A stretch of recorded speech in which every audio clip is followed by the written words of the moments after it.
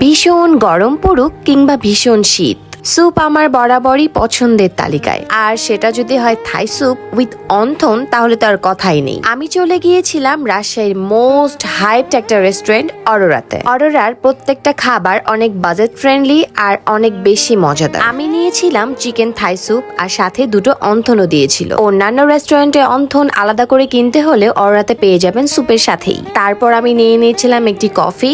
দেখুন চেহারা, আমার কফিটা একদম ভালো লাগে নাই। কফিটাতে কফির কোনো ফ্লেভারই ছিল না, শুধু মনে হচ্ছিল গরম দুধ খাচ্ছিলাম। আমি খেতে পারিনি, সেটা রেখে দিয়েছিলাম। তারপর নিয়ে নিয়েছিলাম আমার মোস্ট ফেভারিট নাগা উইংস।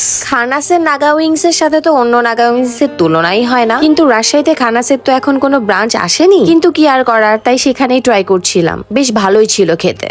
আর আমার যে কফি নিয়ে কমপ্লেন ছিল, সেটা সেখানকার স্টাফ দেখার পর আমার কফি আবার ঠিক করে দিয়ে যায়, তাও আমার ভালো লাগে নাই। সে যাই হোক, তারপর আমার এইটুকুন পেটে এত এত খাবার আছে, খাদক বলে কথা। তারপর আমি সেখানকার নাচোস ট্রাই করেছিলাম। নাচোসের টেস্টটা আমার কাছে ঠিকঠাক লেগেছে, এভারেজ বলতে পারেন। তারপর এত এত খাবার পর আমার পেটটা ভরলো। একটার পর একটা খাবার খাচ্ছিলাম, তারপর আরেকটা অর্ডার করছিলাম, তাই বিল আমার সঠিক মনে নেই। সো থ্যাঙ্কস ফর ওয়াচিং, আল্লাহ হাফেজ।